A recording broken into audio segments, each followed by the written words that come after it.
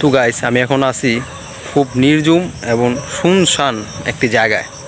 তো দেখুন চারপাশে শুধু লতাপাতা জঙ্গল। তো কিছুক্ষণ আগে এখান থেকে আমাকে শিয়ালে দৌড়ান দেওয়া হয়েছে। তো এখন আমি আবার আসছি সাহস কইরা। তো এখন দেখলাম 4-5টা বাচ্চা আর একটা বড় শিয়াল। তো একটুর জন্য বাইচে গেছি, জানে বাইচে গেছি। বড় শিয়াল ছিল, তো কামড়ালে তো অবশ্যই ক্ষতি হইতো, না মারতে পারলো কামড়াইতো। তো আপনাদেরকে দেখাই বাসাটাতে। এই আমার দিকে দেখেন, এই নিচে পিছের ক্যামেরা দেখানোর চেষ্টা করি। এই জায়গার মধ্যে শিয়ালের বাসাটা, এখানে বাচ্চাগুলো পলাইছে।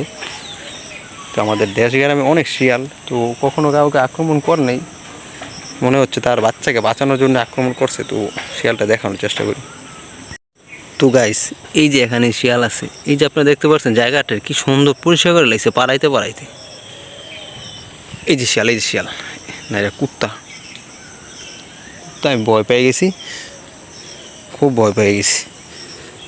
এই যে এখানে শিয়াল আছে, এই নিচে গর্ত আছে অনেক, আমার ভয় লাগতেছে। তো আমি চাই না রিক্সে যাওয়ার দরকার নেই। এমনি বৃষ্টি মেঘলা আকাশ, বৃষ্টি ভাব। তো দেখেন লোকেশনটা দেখেন কি ভয়ঙ্কর। তো এটা একটা গ্রাম, লতা পাতায় ঢাকা, মানুষের বসবাস আছে ঠিক আছে, কিন্তু ওইরকম মানুষ চলাচল এখানে করে না। এই যেখানে সামনে একটা কুত্তা চলে গেছে, ভাবছি ভাই শিকারি উঠলে তো আমার কামড়াইব, দেখতে পারতেছেন।